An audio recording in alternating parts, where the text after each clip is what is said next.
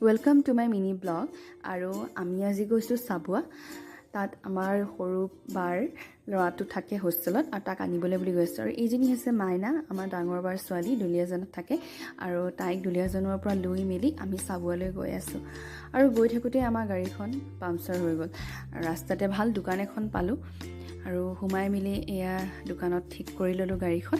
আকৌ আমি গৈ আছোঁ। আৰু চাবুৱাত আমাৰ সৰু বাৰ ল'ৰাটো তাতেই থাকে। সি হোষ্টেলত তাৰ পূজাৰ বন্ধ দিছে আৰু সি ৰখি ৰখি আমনি পাই গৈছেগৈ আমাৰ, কাৰণ পাওঁতে ৰাতিয়ে হৈ গ'ল। সি দিনৰ পৰাই ৰখি আছে আৰু তাক লৈ মেলি আমি এবাৰ সোমালোঁ ফাষ্ট ফুড দোকান এখনত। তাতে বহি কিবা কিবি তাতে খাই ল'লোঁ। আৰু এয়া গোটেইকেইটা অলপ সময় বহি কথা পাতিলোঁ। এইখিনি হৈছে চিকেন চাওমিন, তাতে খাই ল'লোঁ। আৰু ওচৰতে আছিলে এখন মিঠাই দোকান, কফি চফি কিবা কিবি তাতে খাই ল'লোঁ। আৰু এয়া আমি আকৌ ঘৰলৈ বুলি উভতিছোঁ।